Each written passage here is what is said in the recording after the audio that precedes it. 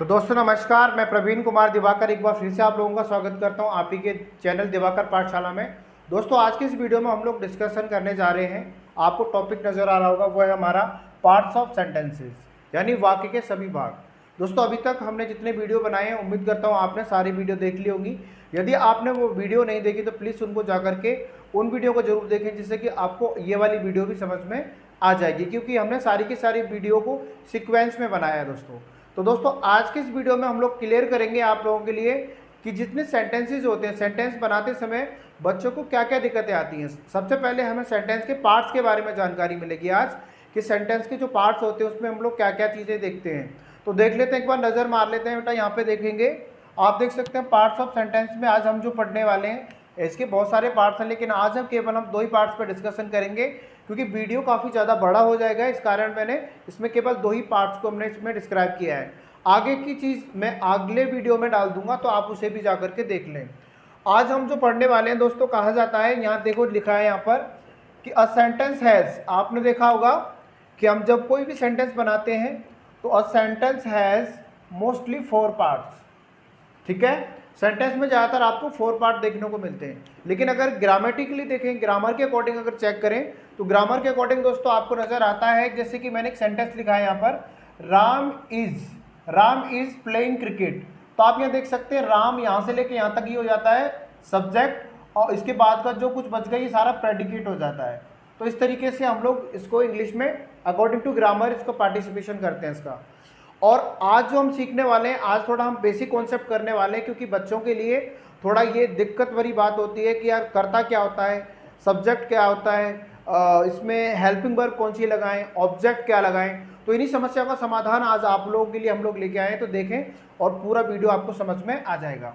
तो उम्मीद करता हूं दोस्तों ये चीज़ समझ में आ गई होगी। हम ग्रामर के अकॉर्डिंग इस तरीके से बांटते हैं, किसी बड़े सेंटेंस को 2 हिस्सों में बांट दिया जाता है, जिसमें सब्जेक्ट जिसे हम लोग कर्ता कहते हैं, बाकी की चीज़ें होती हैं वो हमारी चली जाती है प्रेडिकेट के अंदर। ठीक है, लेकिन हम इसके अलावा आज जो सिखाने वाले हैं उस पर ध्यान देते हैं। एक बार आपने देखा होगा सेंटेंस में, हमारे जब मैं इंग्लिश सीखा करता था तो हमारे जो सीनियर होते थे वो हमें ज़्यादातर ये चीज़ें बताते थे। यहाँ लिखता है कर्ता और प्लस में क्रिया, कर्ता क्रिया और कर्म, ऐसा बोला जाता था, कर्ता क्रिया कर्म, और ट्रांसलेशन नर्म, ऐसा बोलते थे कि अगर जिस व्यक्ति को कर्ता के बारे में पता है, जिस व्यक्ति को क्रिया के बारे में पता है, और जिस व्यक्ति को हमारे कर्म के बारे में पता है, तो दोस्तों उससे सेंटेंस बनाने में कोई दिक्कत नहीं होती है। अगर उसको इन सभी चीज़ों की जानकारी नहीं होगी कि एक सेंटेंस के अंदर उसके पार्ट्स क्या क्या होते हैं, तो वो डेफिनेटली कुछ चीज़ों को आगे पीछे रखेगा, सीक्वेंस में कभी रख नहीं पाएगा। तो दोस्तों आज जो हम सीख रहे हैं वो सारी चीज़ों को आज क्लियर करेंगे। यहाँ मैंने जो लिखा है आप देख सकते हैं, यहाँ पर यहाँ लिखा हुआ है सब्जेक्ट। सबसे पहले बात करेंगे हम लोग सब्जेक्ट की। सब्जेक्ट के बाद दोस्तों यहाँ पे प्लस में हेल्पिंग वर्ब आती है, हेल्पिंग वर्ब के बाद फिर मेन वर्ब आती है, मेन वर्ब के बाद हमारा जो बचता है वो होता है हमारा ऑब्जेक्ट। आखिरकार ये चीज़ें होती क्या है, इनको मैं डिटेल में भी डिस्कशन करूंगा। आज हम जो बात करेंगे केवल सब्जेक्ट की बात करेंगे, सब्जेक्ट में किन किन चीज़ों को हम पुट कर सकते हैं, और साथ में हम लोग आज बात करेंगे ऑब्जेक्ट की। आज सब्जेक्ट और ऑब्जेक्ट की बात होने वाली है। बाकी की जो बची हुई जो कॉन्सेप्ट्स हैं, यानी हेल्पिंग वर्ब और मेन वर्ब, ये वर्ब के ही 2 अलग अलग क्लासिफिकेशन होते हैं। आज हम इन्हें देख लेते हैं पहले, फिर उसके बाद में नेक्स्ट में डिस्कशन करेंगे। तो आज हम जानते हैं कि सब्जेक्ट आखिरकार होता क्या है। तो हिंदी सेंटेंसों में तो हमने ज़्यादातर देखा ही है, सब्जेक्ट का मतलब कर्ता होता है। कर्ता का मतलब अगर छोटी सी परिभाषा के रूप में इसको देखें, वाक्य में जिसके बारे में बताया जाता है, यानी जो भी सेंटेंस होगा उस सेंटेंस में जिसके बारे में बात हो रही है, तो वो सेंटेंस का सब्जेक्ट कहलाता है। आपसे जैसे मैं सेंटेंस लेता हूँ, राम इज प्लेइंग क्रिकेट, तो यहाँ पे राम के बारे में बात हो रही है तो राम यहाँ पे सब्जेक्ट हो गया। आई एम टीचिंग, तो आई की यानी मेरे बारे में बात हो रही है तो मैं सब्जेक्ट हो गया। दे आर प्लेइंग क्रिकेट, तो अगर वे खेल रहे हैं तो उनके बारे में बात हो रही है तो वो यहाँ पे दे हो गया। इसी तरीके से श्याम इज प्लेइंग फ्लूट, तो इस तरीके से श्याम, तो आपको शाम पर पूरा का पूरा प्रभाव पड़ रहा है इसका, तो आप कहेंगे कि जिसके बारे में बात हो रही है उसी को हम लोग सब्जेक्ट कहते हैं। और ज़्यादातर इसको हम लोग कब देखते हैं, सेंटेंस के शुरू में ही ज़्यादातर ये नज़र आता है, लेकिन कुछ ही सेंटेंसों में यह शुरू में नहीं आएगा, बाकी सेंटेंसों में हम लोग इसको ज़्यादातर देखते हैं, जैसे कि अगर हम कोई सिंपल सेंटेंस बना रहे हैं उसमें भी, नेगेटिव बना रहे हैं उसमें भी शुरू से पहले रहता है। हाँ, इंटरोगेटिव में कभी भी सब्जेक्ट पहले नहीं आता है। आप WH वाले कोई भी सेंटेंस बनाएंगे उसमें भी इस तरीके से आपको नजर आएगा, सेंटेंस सबसे पहले होता है। लेकिन दोस्तों आज हमें जो सीखना है, सेंटेंस के रूप में हम लोग किन किन चीज़ों को पुट करते हैं। आखिरकार का सेंटेंस हमारा ही, शी, इट या यू, वी, दे ही होता है क्या? हमारा कोई नाउन नहीं होता है? नहीं, इनके अलावा भी बहुत सारे ऐसी चीज़ें हैं जो सेंटेंस की फॉर्म में हम लोग उनको पुट करते आए हैं। तो देख लेते हैं दोस्तों क्या क्या चीज़ों को हम लोग सेंटेंस के रूप में इस्तेमाल करते हैं। तो देखिए, सेंटेंस के रूप में जो इस्तेमाल होता है, तो उम्मीद करता हूँ ये चीज़ समझ में आ गई होगी। वाक्य में जिसके बारे में जो बात हो रही है, कितना भी बड़ा वाक्य हो, यानी जिसके बारे में जो डिस्कशन किया जा रहा है, बात की जा रही है, वही हमारा सब्जेक्ट है। आपको मैं डिटेल में सारी चीज़ें बताऊंगा सेंटेंसों के माध्यम से। यहाँ लिखा है बेटा, सब्जेक्ट के रूप में, यानी सब्जेक्ट के रूप में हम किन किन को इस्तेमाल करते हैं। जितने नाउन है, नाउन आ सकता है, प्रोनाउन आ सकते हैं सब्जेक्ट के रूप में, हमारे जिरेंड्स आ सकते हैं, साथ में इन्फिनिटिव आ सकते हैं। ये क्या होता है, इनका सभी का उपयोग हम लोग सब्जेक्ट के रूप में करते हैं। आगे देख लेते हैं बेटा ये क्या होता है। आखिरकार आपको मैंने नाउन तो पढ़ा रखा है, नाउन यानी ऑल नेमिंग थिंग्स। नाउन के कई सारे अलग अलग क्या होते हैं, पार्ट्स होते हैं, क्लासिफिकेशन किया गया है, तो उन सभी को आप नाउन कहते हैं। नाउन कहीं पर भी अगर आ जाता है तो वो एक सब्जेक्ट की फॉर्म में ही रखा जाता है। नेक्स्ट दोस्तों वो है हमारा प्रोनाउन। तो प्रोनाउन का भी इस्तेमाल अब हम एज ए सब्जेक्ट कभी कभी करते हैं, जिसमें मैंने ही, शी, इट, यू, वी, दे बताया था। यानी हम ये सारे नाउन की जगह पे इस्तेमाल होने वाले वर्डों को प्रोनाउन कहते हैं, तो इन्हें भी हम लोग सब्जेक्ट की फॉर्म में रखते हैं। इसी तरीके से बेटा जिरेंड्स यूज किए जाते हैं। आखिरकार जिरेंड्स क्या होते हैं बताते हैं आपको। इन्फिनिटिव, तो आप जानते हैं जिरेंड्स क्या होते हैं। आखिरकार ये दो चीज़ तो आप लोग पहले से ही जानते हैं, नाउन और प्रोनाउन, जो कि मैंने लास्ट के वीडियो में ये मैंने आपको डिटेल में पढ़ाया हुआ है। आगे हम देख लेते हैं बेटा जिरेंड्स क्या होते हैं। तो आज आपकी ये भी डाउट क्लियर हो जाएगा कि जिरेंड्स आखिरकार होते क्या हैं। जिरेंड का मतलब होता है अगर आप किसी भी वर्ब के अंदर, वर्ब में अगर आईएनजी प्लस कर देते हैं तो वो एक जिरेंड्स बन जाता है, और जिरेंड का इस्तेमाल हम लोग एज ए सब्जेक्ट भी करते हैं। मैं कुछ सेंटेंसों में बताऊंगा, जैसे कि यहाँ पे मैंने लिखा है प्ले और ING playing, swim ING swimming, clap ING clapping, ETC. इस तरीके के और भी उदाहरण हम लोग इसमें ले सकते हैं।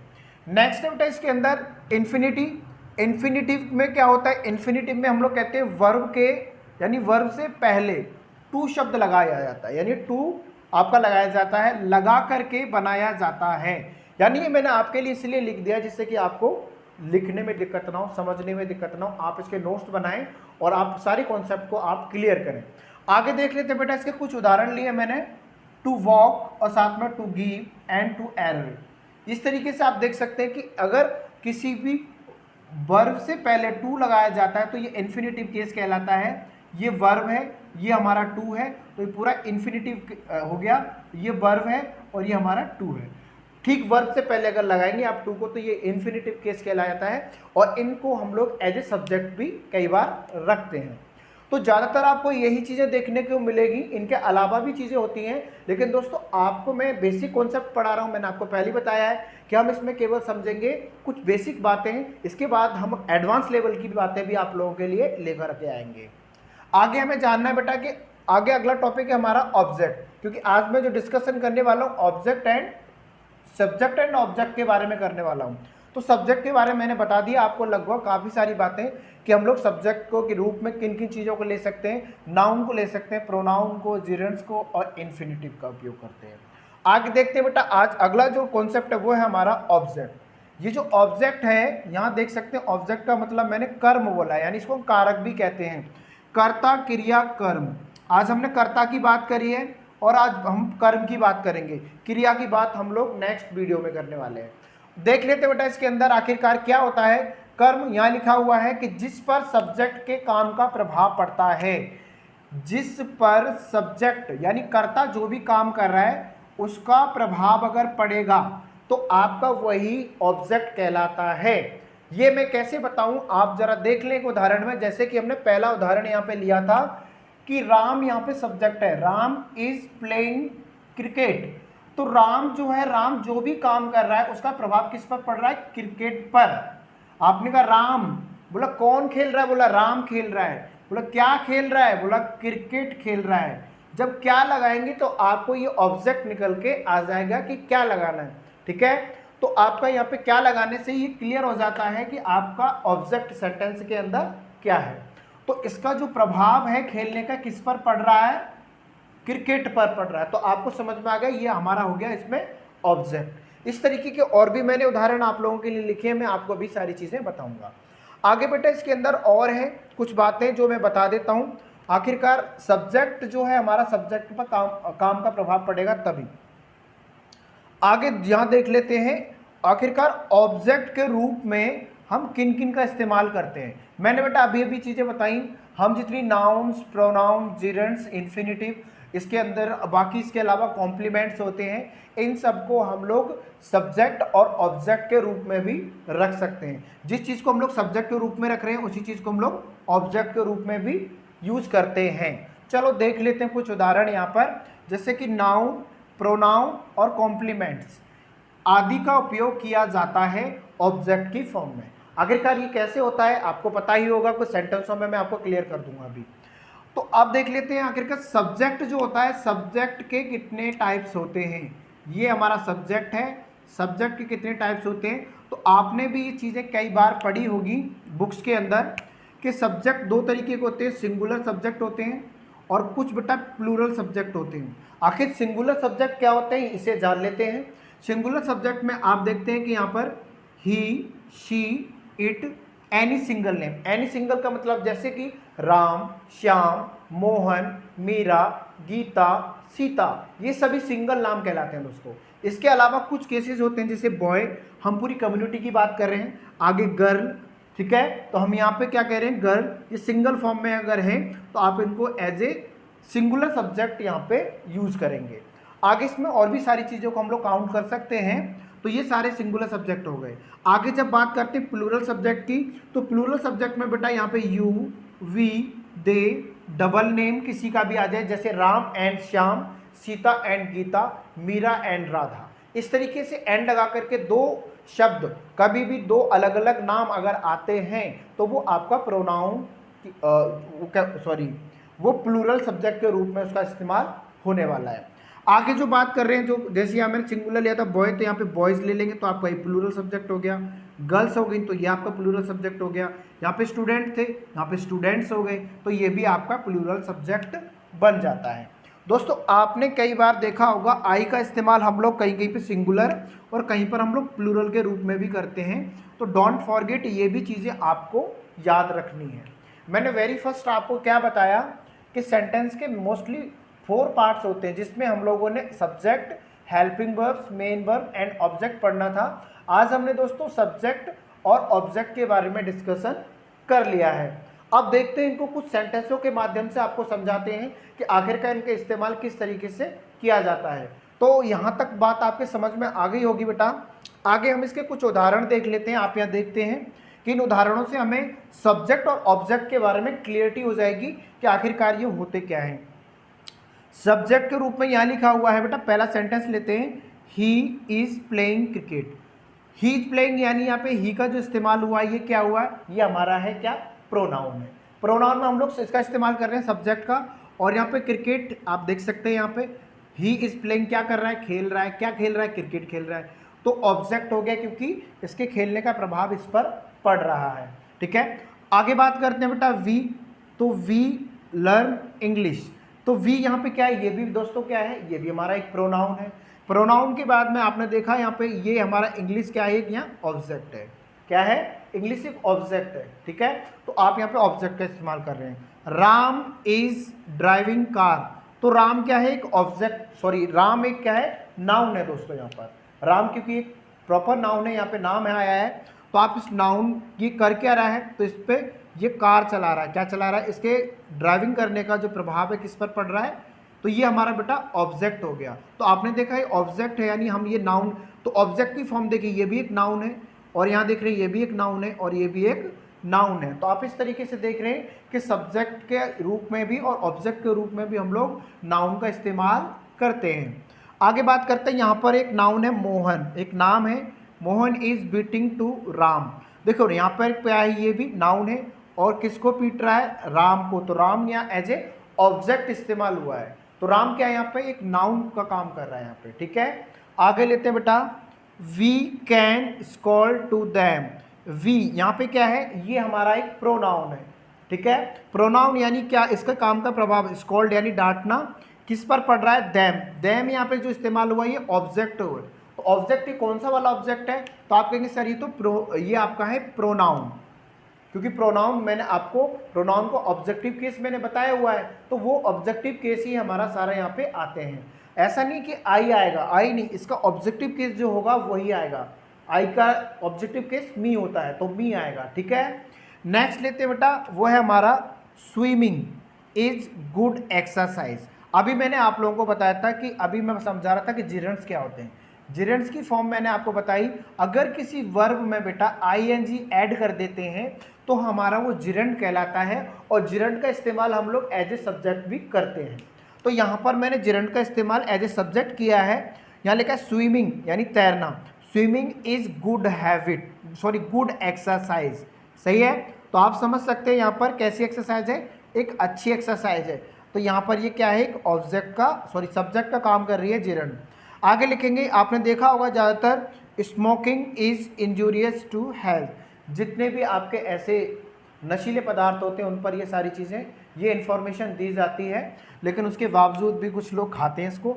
तो स्मोकिंग क्या है यहाँ पे, ये भी बेटा एक जिरेंट है, तो आप कहेंगे smoking is injurious to health, सही है। नेक्स्ट, रीडिंग बुक यानी किताब पढ़ना इज माई हॉबी, मेरी क्या है, ये एक क्या है, मेरी मनपसंद गेम है, यानी मैं इसको ये करना मुझे अच्छा लगता है। आगे कहेंगे बेटा, आगे हमारा जो कॉन्सेप्ट बचा है टू गिव एडवाइस। आपको देखिए मैंने आपको बताया था आगे इन्फिनिटिव, इन्फिनिटिव केस में मैंने आपको बताया था कि जब किसी वर्ब से पहले टू लग जाता है तो वो क्या है, इन्फिनिटिव केस कहलाता है। तो ऐसे भी कुछ उदाहरण मैंने आप लोगों के लिए लिखे हैं जिनको आप समझ लें एक बार।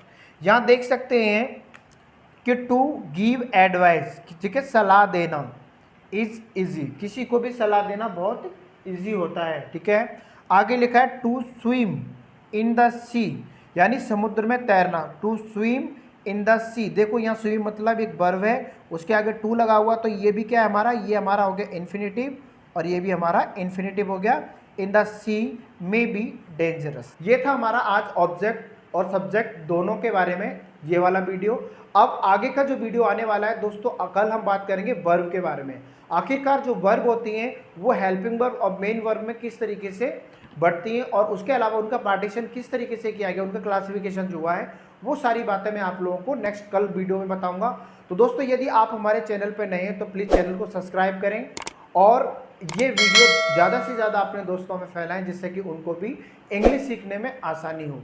और फिर मिलते हैं एक और नए वीडियो में, जब तक के लिए गुड बाय।